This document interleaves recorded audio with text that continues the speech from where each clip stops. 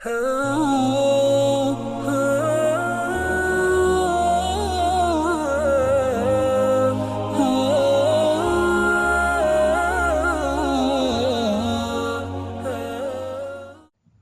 அலைக்கும் வரஹ்மத்துல்லாஹி வபரகாத்துஹு. சவுதி வாழ் தமிழ் என்ற நண்பர் ஒருவரின் கேள்வி.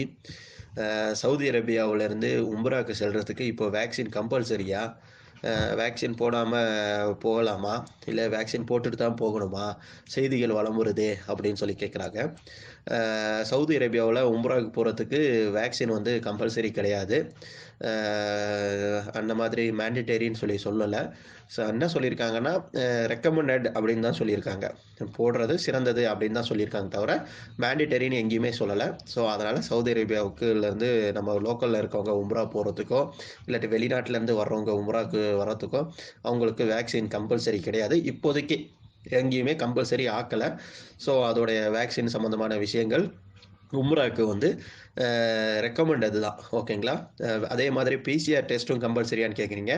பிசிஆர் டெஸ்ட்டும் இப்போ வரைக்கும் கம்பல்சரி ஆக்கலை. ஆனால் எடுத்து வைக்கிறது சிறந்தது. ஓகேங்களா? பிசிஆர் டெஸ்ட்டு எடுத்துக்கிறது சிறந்தது.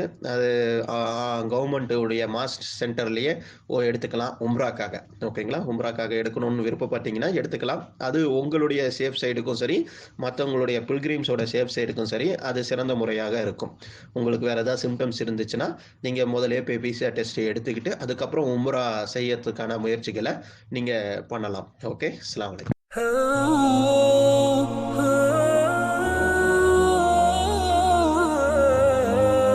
அஸ்ஸலாமு அலைக்கும் வரஹ்மத்துல்லாஹி வபரகாத்துஹு. சவுதி வாழ் தமிழ் என்ற நண்பர் ஒரு கேள்வி. என்னுடைய அப்ஷர் அக்கௌண்ட் ரெஜிஸ்டர் பண்ணுறதுக்காக நான் வந்து யூசர் ஐடியெலாம் க்ரியேட் பண்ணிட்டு ஃபிங்கர் வைக்கிறதுக்கு போனால் அங்கே ஃபிங்கர் வந்து ஒரு விரலில் உள்ளது ஓகே ஆகுது. திருப்பியும் இந்த சைடு வேறு ரைட் ஹேண்டில் வைக்கும்போது ஓகே ஆக மாட்டேங்குது. எரர்னு வருது. ஃபர்தராக நான் என்ன ப்ரொசீஜர், வேறு ஏதாவது ஆப்ஷன்ஸ் இருக்கா அப்படின்னு சொல்லி கேட்குறாங்க. நீங்கள் நேராக ஜவசாத்துக்கு போயிட்டு ஜவசாத்தோட முதீரை பார்த்து தான் நீங்கள் இதுக்குரிய அப்டேட்டு பண்ணணும். ஃபர்தராக ரெக்வஸ்ட் வேணால் ஃபைல் பண்ணிவிட்டு நீங்கள் அப்பாயின்மெண்ட் புக் பண்ணிவிட்டு போங்க. வேறு வழி கிடையாது. சரிங்களா? ஜவசாத்தில் மட்டும்தான் அப்ஷர் அவங்க வந்து வேறு ஆப்ஷன்ஸ் மூலமாக இது பண்ணுவாங்க, உங்களுக்கு ஆக்டிவேட் பண்ணி கொடுப்பாங்க. அப்படி இல்லாட்டி உங்களுக்கு ஆக்டிவேட்டே பண்ண முடியாது.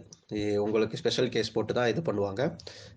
இந்த மாதிரி ஃபிங்கர் ப்ராப்ளத்தில் உள்ளவங்க, கை இல்லாதவங்க, இவங்களுக்கெல்லாம் வந்து ஸ்பெஷல் கேசஸில் ஜவசாத் முதீர் வந்து அப்டேட் பண்ணுவாங்க. மேபி வேறு ரெக்காக்னேஷன், வேறு செக்யூரிட்டிஸ் வந்து உங்களுக்கு ஆப்ஷன்ஸாக யூஸ் பண்ணுவாங்க. ஸோ அதை நீங்கள் முதல்லையே ப்ராசஸ் பண்ணி இப்பயே ஓகே பண்ணி வைக்கிறது நல்லது. ஏன்னா ஃப்யூச்சரில் எக்ஸிட் என்ட்ரி கேஸில் வந்து உங்களுக்கு எந்த ஒரு பிரச்சனையும் இல்லாமல் இருக்கும். ஏன்னா உங்களுக்கு எந்த ஃபிங்கரிங் உள்ள ப்ராப்ளம் இருக்கோ, அந்த ரேகை அழிஞ்சிருக்கோ, அது வந்து ஃப்யூச்சரில் ப்ராப்ளம் இல்லாமல் இருக்கும். ஸோ அவங்களுக்கு முதலே தெரிஞ்சிடும், இது உங்களுக்கு இந்த ஃபிங்கர் வந்து அழிஞ்சிருக்கு, ஃபிங்கர் பிரிண்ட் இல்லை, ரேகை அழிஞ்சிருக்கு அப்படின்னு சொல்லி அவங்களுக்கு முன்னாடியே தெரிஞ்சிடும். ஸோ அடுத்த செக்யூரிட்டி ரெக்காக்னிஷன் சிஸ்டத்தை உங்களுக்கு ப்ராசஸ் பண்ணுவாங்க. ஸோ அதை நீங்கள் ஜவசாத்துக்கு போய் முதிரை போய் பார்த்து ரெக்வெஸ்ட்டை ஃபைல் பண்ணி, இந்த மாதிரி எனக்கு இந்த கையில் உள்ள ரேகை வந்து அழிஞ்சிருக்கு, ஃபர்தராக எனக்கு கொஞ்சம் ஹெல்ப் பண்ணுங்கள் அப்படின்னு சொல்லி ரெக்வெஸ்ட் ஃபைல் பண்ணிங்கன்னா ரொம்ப நல்லாயிருக்கும். ஓகே, முடிந்தால் கம்பெனியோடைய ரெப்ரசன்டேட்டிவ் மூலமாக சேர்ந்து போகிறது நல்லது. ஸ்பான்சர் கஃபீல் மூலமாக சேர்ந்து போகிறது நல்லது. ஓகே, அஸ்ஸலாமு அலைக்கும்.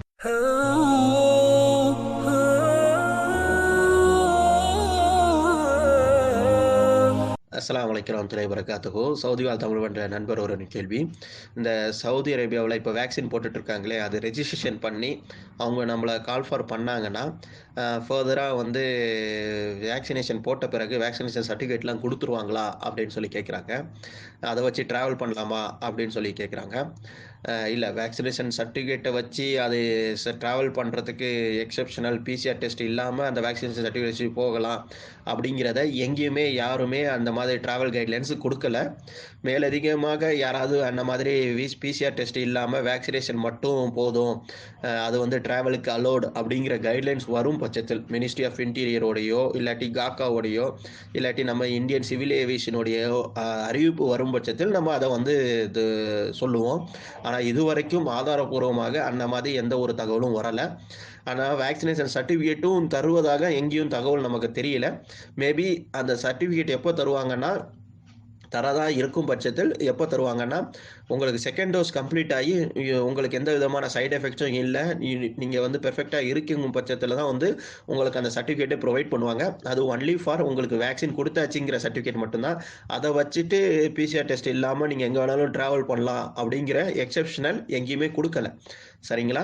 வேக்சினேஷன் வந்து நம்ம சேஃப் சைடுக்கு தான் போடுறாங்க. இங்க சவுதி அரேபியாவுல. ரெசிடென்ட்ஸ்க்கு மட்டும் தான் இது வந்து அலோவ்டு.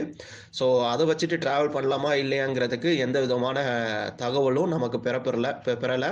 நம்ம ஏதாவது தகவல் வந்து து இது இது இப்போ வேக்சினேஷன் சம்மந்தமாக, டிராவல் சம்மந்தமாக தகவல் கிடைக்கும் பட்சத்தில் நமக்கு வந்து உங்களுக்கு மேலதிக தகவல நம்ம அப்டேட் செய்வோம். ஓகே. அஸ்ஸலாமு அலைக்கும்.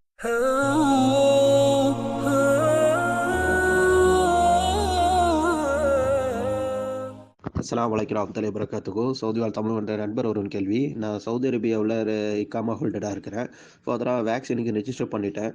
பட் எனக்கு எந்த விதமான அழைப்பும் வரல. எப்போ கால் ஃபார் பண்ணுவாங்க? எப்போ வேக்சின் போடுவாங்க? அப்படின்னு சொல்லி கேட்குறாங்க. இந்த கோவிட்-19 வேக்சின் குறித்தான தகவல்கள் நம்ம ஏற்கனவே மினிஸ்ட்ரி ஆஃப் ஹெல்த் அறிவிச்சு அந்த தகவலை நம்ம தளத்திலே பதிவிட்டிருந்தோம்.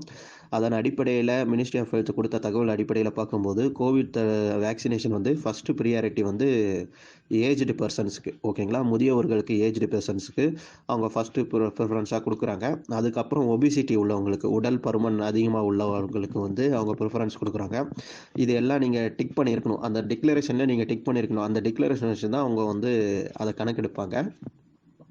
ஃபர்தராக வந்து நோய் சம்மந்தமான விஷயங்களை சொல்லும்போது சுகர் பேஷண்ட், நீரிழிவு நோய், அப்புறம் உயர் ரத்த அழுத்தம், பிளட் ப்ரெஷர் அதிகமாக உள்ளவங்க, ஹார்ட் பேஷண்ட், இருதய நோய் உள்ளவங்க, புற்றுநோய், கேன்சர் பேஷண்ட்டு, அப்புறம் இம்யூனோ டிஃபிஷியன்சி, அதாவது நோய் எதிர்ப்பு சக்தி குறைபாடு உள்ளவங்க, அப்புறம் சுவாச பிரச்சனையில் உள்ளவங்க, ப்ரீத்திங் ப்ராப்ளம் உள்ளவங்க, சிறுநீரக பிரச்சனை, கிட்னி டிரான்ஸ்பிளான்டேஷன் இல்லை கிட்னி ப்ராப்ளம்ஸில் உள்ளவங்க, அதுக்கப்புறம் இந்த வேறு பப்ளிக் ஹெல்த் செக்டார்ஸில் உள்ளவங்க, அப்புறம் பப்ளிக் டொமைனில் வேலை பார்க்குறவங்க, எலக்ட்ரிசிட்டி, டெலிகாம், அப்புறம் மெடிக்கல், அதுக்கப்புறம் இந்த மாதிரி செக்டார்ஸில் வேலை பார்க்குறவங்க, அடிக்கடி மக்களை சந்திக்கக்கூடியவங்க, நேரடி தொடர்பில் இருக்கக்கூடியவங்க, அவங்க எல்லாருக்குமே வந்து கோவிட்-19 உடைய வேக்சின் வந்து ப்ரியாரிட்டி லிஸ்ட்டாக கொடுத்துருக்காங்க.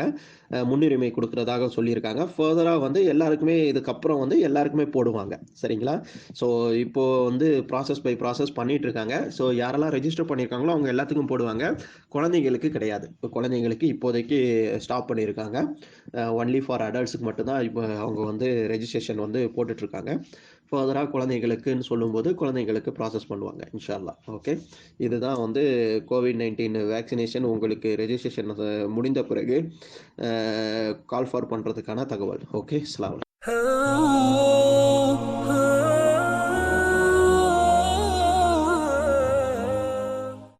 அலைக்கும் வரஹ்மத்துல்லாஹி வபரகாத்துஹு. சவுதி வாழ் தமிழ் என்ற நண்பர் ஒரு கேள்வி. சவுதி அரேபியாவில் வந்து துபாய்க்கு எனக்கு ஒரு நல்ல ஆப்பர்ச்சுனிட்டி கிடச்சிருக்கு. துபாயில் வந்து ஒரு நல்ல ஜாபில் எனக்கு வேலை கிடைக்கிது. இப்போ நான் அதுக்கு மாறணும்னு பார்க்கும்போது சிபிஎஸ்சி ஸ்கூலில் வந்து டாக்டர் படிச்சிட்ருக்காங்க 12th. ஃபர்தராக பப்ளிக் எக்ஸாம் இருக்குது. இப்போது நான் வந்து அங்கே துபாயில் மாறி அவங்கள எப்படி மாற்றங்கள் பண்ண முடியுமா அப்படின்னு சொல்லி கேட்குறாங்க. இப்போ ஆல்ரெடி நீங்கள் டிக்ளரேஷன் எல்லாமே கொடுத்துருப்பீங்க. 12th எக்ஸாம் பொறுத்த வரைக்கும் நேமு டிக்ளரேஷன், சென்டர் டிக்ளரேஷன் நீங்கள் கையெழுத்து போட்டு ஆல்ரெடி சப்மிட் பண்ணியிருப்பீங்க. 10th-க்கும் 12th-க்கு எல்லாத்துக்குமே வந்து சப்மிட் பண்ணியிருப்பீங்க. ஸோ அதனால் ஃபர்தராக வந்து இப்போதைக்கு சென்டர் மாற்றணுன்னா ரொம்ப கஷ்டம்தான். மேலதிக தகவல்கள் நமக்கு இது குறித்தான தகவல்கள் தெரியல. ஏன்னா ட்ரான்ஸ்ஃபர் பண்ணணும். ஃபர்தர் ப்ராசஸ் ட்ரான்ஸ்ஃபர் பண்ணுறதுக்குலாம் பிரச்சனை இருக்காது. பட் சென்டர் மாற்றணும், உங்களுக்கு அலாட் பண்ணியிருக்கேன் அந்த ரெஜிஸ்ட்ரேஷன் மாற்றணும். ஸோ அதெல்லாம் கொஞ்சம் பார்க்க வேண்டியதாக இருக்குது. ஸோ உங்கள் குழந்தையுடைய, உங்கள் டாக்டருடைய கல்வி நலன் கருதி இப்போ உள்ள சிச்சுவேஷனில் ட்ரான்ஸ்ஃபர் பண்ணோன்னா அவங்களுடைய படிப்பு ஸ்பாயில் ஆகிடலாம். நிறைய மாற்றங்கள் வரும். ஸோ அதனால் கொஞ்சம் பார்த்துட்டு அதுக்கப்புறம் முடிவெடுக்கிறது நல்லது. மேலதிக தகவல்களை நீங்கள் சிறந்த இந்த மாதிரி அவங்க ஸ்கூலில் உள்ள கல்வியாளர்கள்கிட்ட டிஸ்கஸ் பண்ணிக்கோங்க. ஃபர்தராக துபாயில் யாராவது தெரிஞ்சவங்க இருந்தாங்கன்னா அங்கே எப்படி என்ன ஏது இந்த மாதிரி ட்ரான்ஸ்ஃபர் பண்ணால் எப்படி 12th படிக்கிறவங்களுக்கு எந்த மாதிரி ட்ரான்ஸ்ஃபர்லாம் வந்து ப்ராசஸ் பண்ணுவாங்க. இந்த பப்ளிக் எக்ஸாம்ஸுக்கு எந்தவித பாதிப்பும் இருக்காதா? அப்படிங்கிறத கல்வியாளர்கிட்ட கேட்டு தெரிஞ்சுக்கிறது நல்லது. நமக்கு இது குறித்தான மேலதிக தகவல்கள் தெரியல. ஆனா இப்போதைக்கு ஸ்கூல் ட்ரான்ஸ்ஃபர் பண்ணுறது அவங்களுக்கு ரெஜிஸ்ட்ரேஷன்லாம் க்ளோஸ் ஆயிருச்சு ஆல்ரெடி. அந்த பப்ளிக் எக்ஸாம்ஸ்க்குள்ளதுன்னு நான் நினைக்கிறேன். அறிவிப்பும் ஆல்ரெடி வெளியிட்டாச்சு. ஸோ நீங்கள் ஆல்ரெடி இது குறித்தான டாக்குமெண்ட்ஸ்லாம் அவங்களுடைய ஸ்கூலில் வந்து சப்மிட் பண்ணியிருப்பீங்கன்னு நினைக்கிறேன். ஸோ இப்போ திடீர்னு ட்ரான்ஸ்ஃபர் பண்ணுறது அப்ரோச் பண்ணுறது நீங்கள் அது எப்படி ப்ராசஸ் பண்ணுவாங்க என்ன ஏதுன்னு எனக்கு தெரியல. மேலதிக தகவல்கள் கிடைக்கும் பட்சத்தில் நான் உங்களுக்கு அப்டேட் பண்ணுறேன். நீங்களும் எஜுகேஷனலிஸ்ட் கிட்ட கல்வியாளர்கள் கிட்ட இது குறித்து கலந்துரையாடல் பண்ணிக்கிட்டு அதுக்கப்புறம் ஃபர்தராக ப்ரொசீட் பண்ணுங்கள். ஓகே, அஸ்ஸலாமு அலைக்கும்.